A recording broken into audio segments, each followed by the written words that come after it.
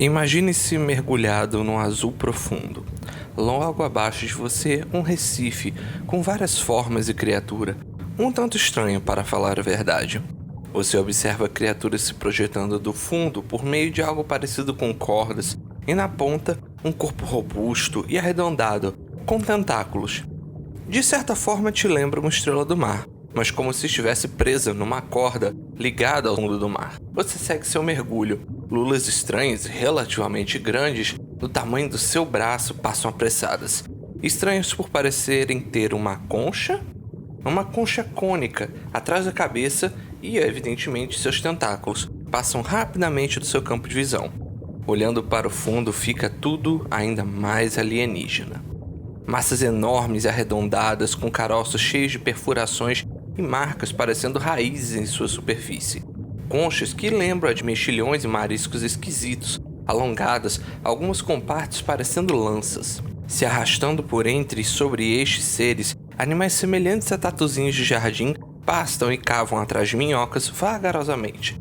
Até poderíamos confundi-los com tatuzinhos, se estes não tivessem quase um palmo de tamanho. Subitamente, uma sombra passa rapidamente sobre os animais e você. Os tatuzinhos se encolhem, outros que podem se escondem. Uma calmaria paira no recife. Você prende sua respiração e quando se vira para a superfície em busca da sombra, você o vê, um enorme escorpião marinho.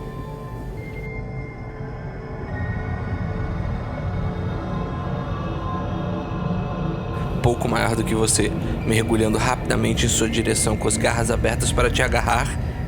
Ele desliza velozmente em sua direção e você acorda num sobressalto. Você está de volta no seu quarto, em sua cama, e do lado, uma revista sobre a vida no passado, aberta numa página sobre o Siluriano. E ali mostram todas as criaturas que você viu em seu sonho. Crinoide, as estrelas presas numa corda, ortoceratoides, as lulas com conchas, estromatoporoides, as massas enormes e encaroçadas, os mexilhões e mariscos esquisitos, os braquiópodes, e por fim, os tatuzinhos gigantes, os quase sempre presentes trilobitas. E ali, no topo da página, nadando por essa profusão de criaturas, Pterigotus, um enorme escorpião do mar, a quem a revista chama de Euripterida. Olá, ouvintes! Eu sou Pedro Tolipan e hoje no Filocast levarei vocês a uma viagem a um tempo tão distante, tão antigo, que é anterior aos dinossauros, anterior aos anfíbios, anterior até aos peixes. Voltaremos para o Paleozoico, mais especificamente para o Ordoviciano, quase 500 bilhão de anos atrás, em oceanos quentes e rasos, distribuídos por todo o globo, mares onde, sem tubarões, baleias, golfinhos ou ictiossauros, quem reinavam eram os escorpiões marinhos.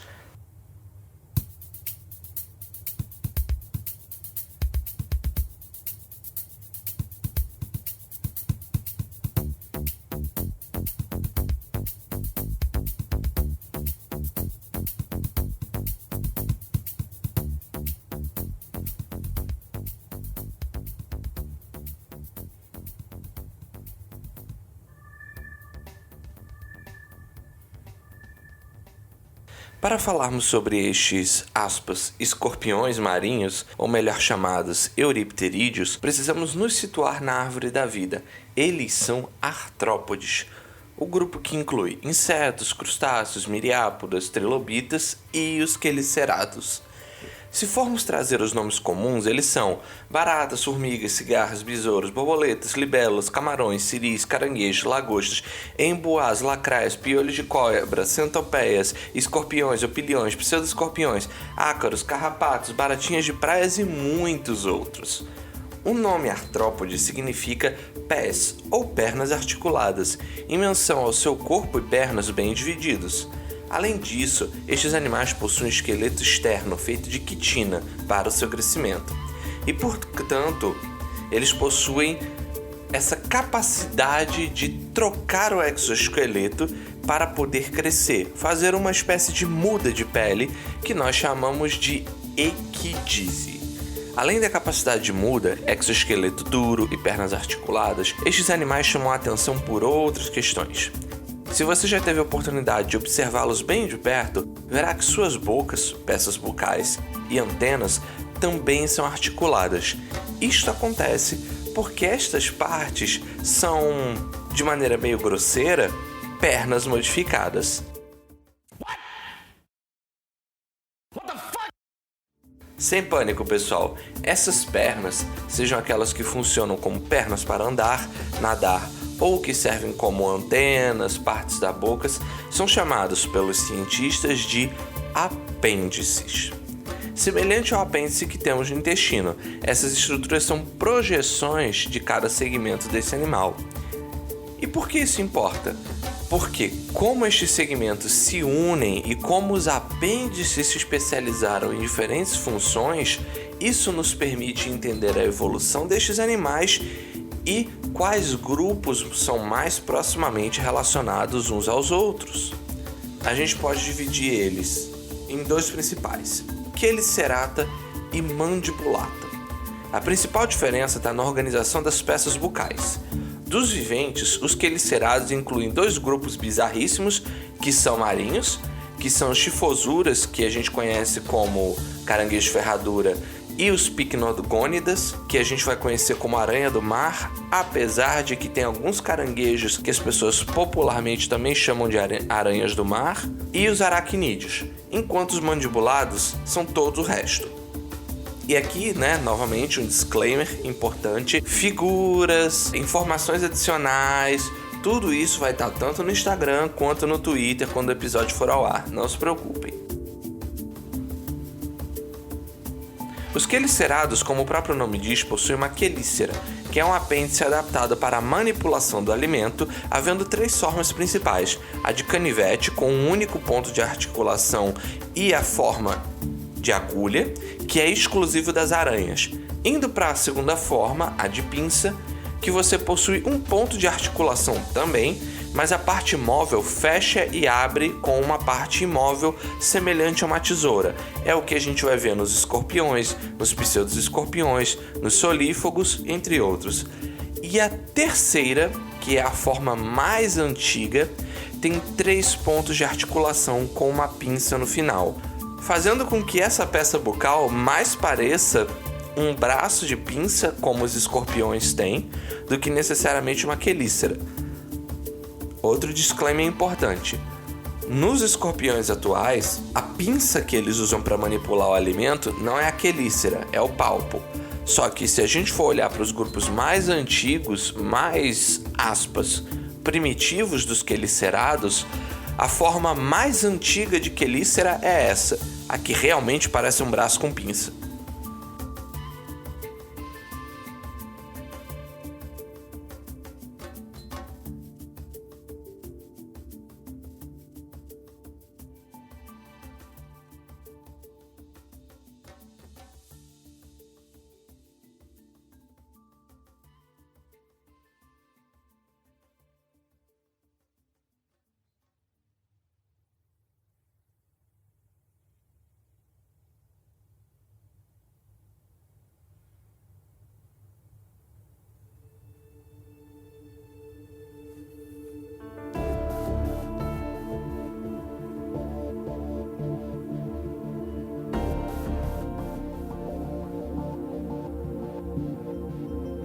Durante muito tempo, estes animais, os escorpiões do mar ou euripteridas, eram agrupados com os caranguejos ferraduras e outro grupo extinto, os casmatáspidas, dentro de um grupo chamado Merostomata.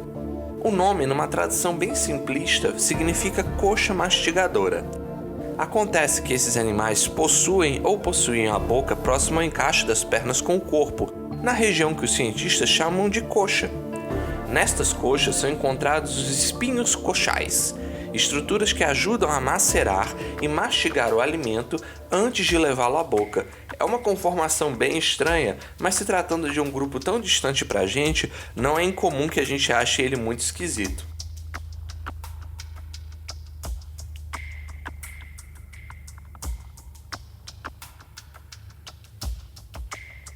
Outra característica que também era usada para unir esse grupo, além dos espinhos coxais, era justamente um prossoma em forma de escudo e um metassoma bem segmentado. Contudo, com novas técnicas e pesquisas, percebemos que estes animais possuíam essas características porque não houve muita modificação do Bow-Plan ou plano corpóreo ancestral. Afinal, o ancestral dos quelicerados, de maneira geral, parecia mais ou menos com essas criaturas, com o prossoma em forma de escudo e o metassoma bem segmentado. Estávamos unindo-os em base de caracteres antigos. Quando olhamos as novidades evolutivas de cada grupo pela primeira vez, pum! O que nós temos hoje é que os euripteridas são mais próximos dos aracnídeos do que os casmatáspidas e os caranguejos ferraduras. Mais um caso em que a mera semelhança não indica parentesco. Então, isso significa que os escorpiões atuais são descendentes dos euripteridas? Na verdade, não. Além dos euripterídeos terem um registro fossilífero mais antigo, o último segmento do metassoma, chamado de telson, não é especializado em um órgão inoculador de veneno, como nos escorpiões atuais. Além disso, as pinças desses grupos se desenvolveram de maneira separadamente. A pinça nos escorpiões do mar são as quelíceras, enquanto as pinças dos escorpiões são os palpos. Ou seja, apesar de uma forma semelhante, apêndices diferentes serem cooptados, ou seja, adaptados para a mesma função, indica que este Bow-Plan, esta forma corporal, surgiu de maneira independente nessas duas linhagens. Novamente, semelhança não é ancestralidade, mas diferentemente do caso dos merostomatas, aqui nós temos uma convergência evolutiva, onde dois ou mais grupos apresentam a mesma forma corporal, estruturas especiais, comportamento ou fisiologia sem que tenham herdado isso de um ancestral comum. Eu vou lançar aqui uma pergunta para vocês responderem no post do Instagram do episódio ou também no Twitter. Se os euripteridas inventaram o corpo de escorpião primeiro, deveríamos chamar os escorpiões de euripteridas da terra ao invés de chamar os euripteridas de escorpiões do mar? Fica aí o questionamento.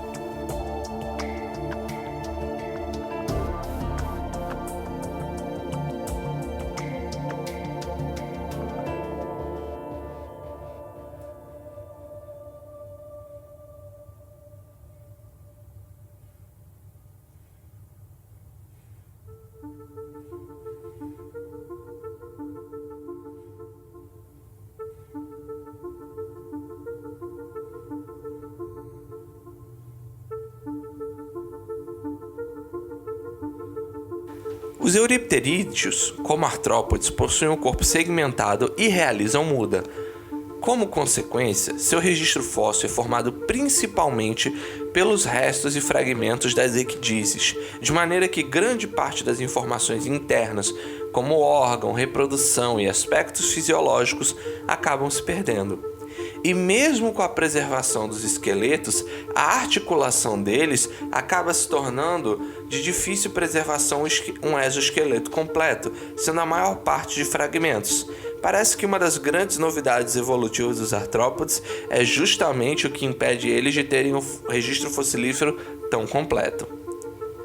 Mas, apesar dessas dificuldades, ainda conseguimos extrair muita informação sobre como viveram e evoluíram pelos inúmeros milhões de anos que habitaram pelo planeta. A preservação excepcional de alguns desses animais nos permitiu inferir aspectos incríveis sobre sua respiração.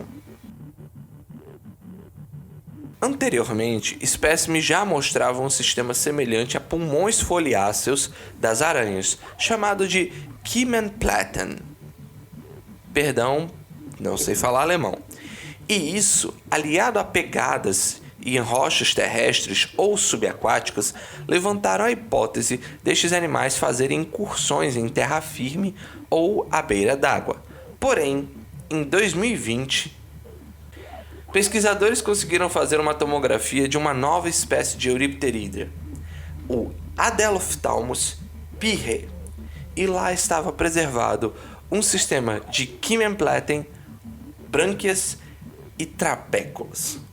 O gênero Adelophthalmus pertence a um grupo que falaremos já, de animais cujas adaptações para a vida de nadador eram muito evidentes. Esta descoberta ajuda a traçar melhor quais eram os repertórios comportamentais e ecológicos dos euripterídeos ao longo da sua evolução, porque afinal, tendo essas três estruturas respiratórias, esses animais eram muito bem capazes de respirar tanto debaixo d'água quanto fora dela. Provavelmente sendo talvez um dos primeiros grupos a não apenas sair da água, como conseguir exercer alguma dominância ecológica em terra.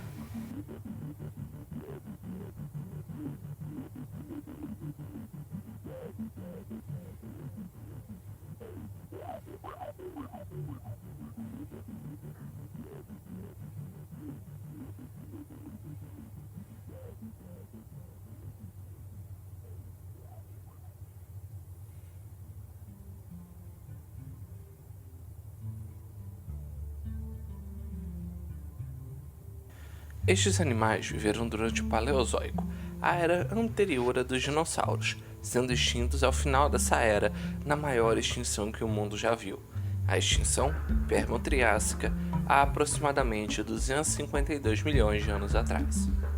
O fóssil mais antigo que conhecemos desse grupo foi descrito em 2015, Pentecopterus decoariensis. Foi encontrado em rochas do Ordoviciano entre 467 e 458 milhões de anos atrás nos Estados Unidos. O interessante sobre este primeiro euripterídeo é que ele estaria na base de um grupo já bastante derivado, a família Megalograptidae. Pode parecer nada, mas acompanhe aqui comigo. Olhando para a árvore evolutiva dos euripterídeos, temos que o fóssil mais antigo é esse, Pentecopterus, de mais ou menos 462 milhões de anos. Contudo, ele já possui um corpo, estruturas e uma anatomia muito diferente do que nós esperávamos ser um plano corporal mais simples. E o que isso pode indicar pra gente? Duas hipóteses.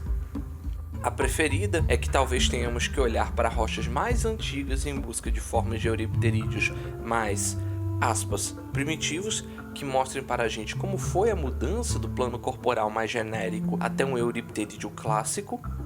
E a outra, menos provável e menos preferida, é que essas estruturas que nós consideramos especializadas sejam, na verdade, primitivas. E que o plano corporal, entre aspas, mais simples, seja o mais recente ou derivado. Ela possivelmente está errada porque todos os outros grupos de quelicerados, quando comparados, apresentam um plano corporal bem diferente do Pentecopterus, indicando que, na verdade, nós temos uns elos faltantes, pelo menos por enquanto, nessa cadeia de organismos vivos. Isso, na paleontologia, é o que chamamos de Ghost Lineage, ou linhagem fantasma. Mas já que falei da família Megalograptidae, vamos retroceder alguns passos e entender como é que se organiza a árvore da vida destes animais. Dentro de Euripterida temos dois grandes grupos, Euripterina e Stylonurina. O que vai distinguir os dois é a forma do último par de perna, se adaptando em nadadeira, no caso dos Euripterinas, ou se adaptando em uma perna típica para andar no assoalho marinho, que define o grupo Stylonurina. Algo tão sutil foi importante, não apenas para a definição dos grandes grupos, mas para a sua ecologia, comportamento, biologia e história evolutiva. O que observamos nos períodos vindouros, Siluriano e Devoniano, é justamente os euripterinos ocupando a função ecológica de grandes predadores, sejam eles topo de cadeia ou mesopredadores. Não por acaso, eles já tinham a capacidade de natação ativa, e isso provavelmente favoreceu que eles ocupassem essas funções ecológicas. Dois gêneros aqui merecem destaque, Pterigotus e Jachelopterus. O primeiro é provavelmente o mais famoso e mais representado euripterida do mundo, com um aspecto bem semelhante a uma lagosta com olhos bem grandes. O segundo é o maior euripterídeo já descrito, com estimados 2,5 metros de comprimento e algumas estimativas afirmando terem até 3 metros. Ambos foram os grupos que desenvolveram as quelas ou pinças bem proeminentes, robustas, aumentadas e com dentições serríleas bem claras, indicando uma ecologia de macropredador.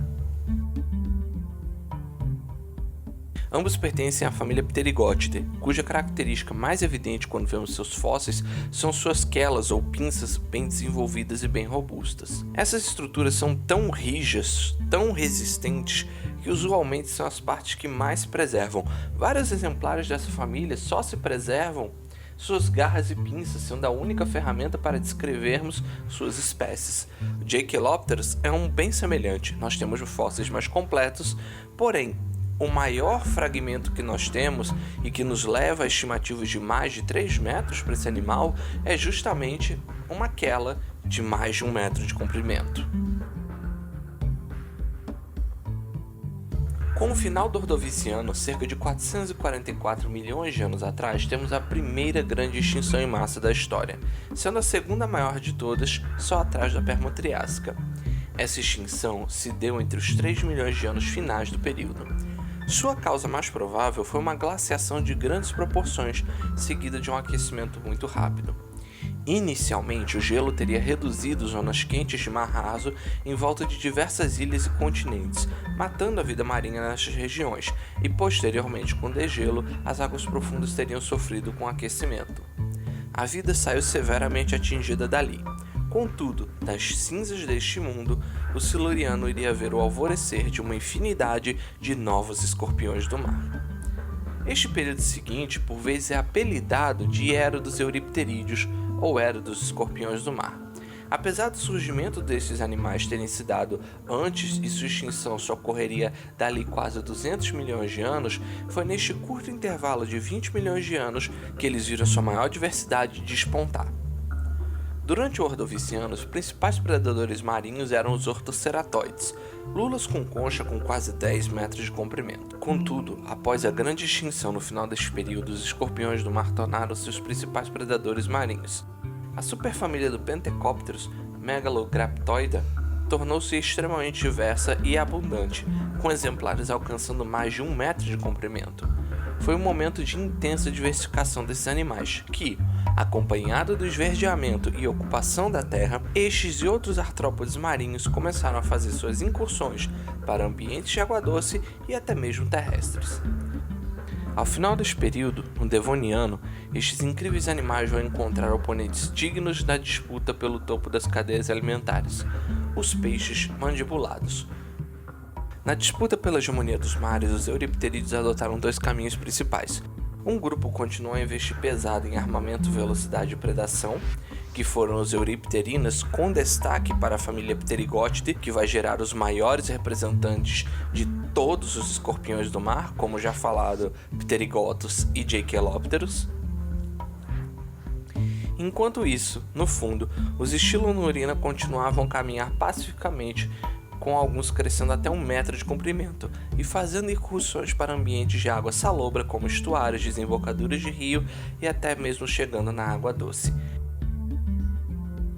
O fim do Devoniano é marcado por outra grande extinção em massa, como aconteceu com a dos dinossauros, só que em 2 pulsos diferentes.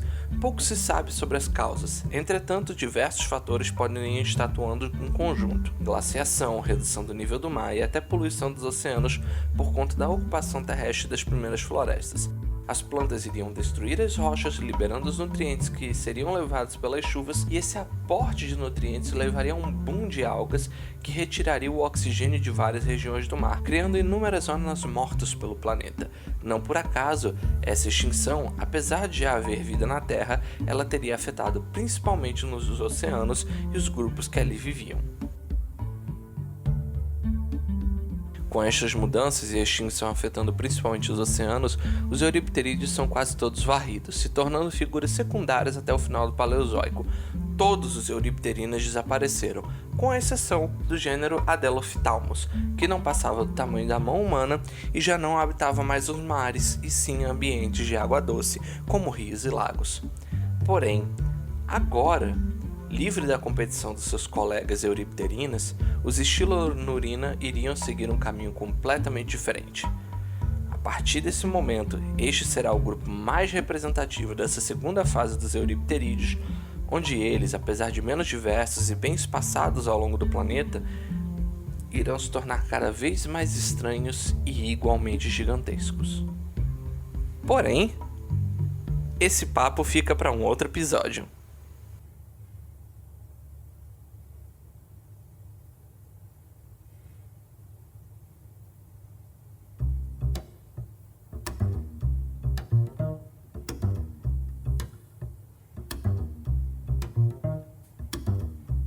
Tudo certo, pessoal? Espero que vocês tenham gostado desse episódio, assim como todos os outros que estão para serem lançados ainda esse mês. Esse aqui deu um trabalhinho considerável, assim como todos os outros, e eu espero conseguir lançar eles ainda nesse mês de agosto. Então peço encarecidamente o apoio de vocês, engajamento no Instagram, no Twitter, indiquem esse podcast para o seu amigo, colega, crush, quem puder, e fiquem atentos aos próximos episódios. Alguns recadinhos rápidos antes de encerrar. Temos agora um canal na Twitch, o @filocasttv com 2 T's, e se preparem que em setembro teremos algumas programações por lá.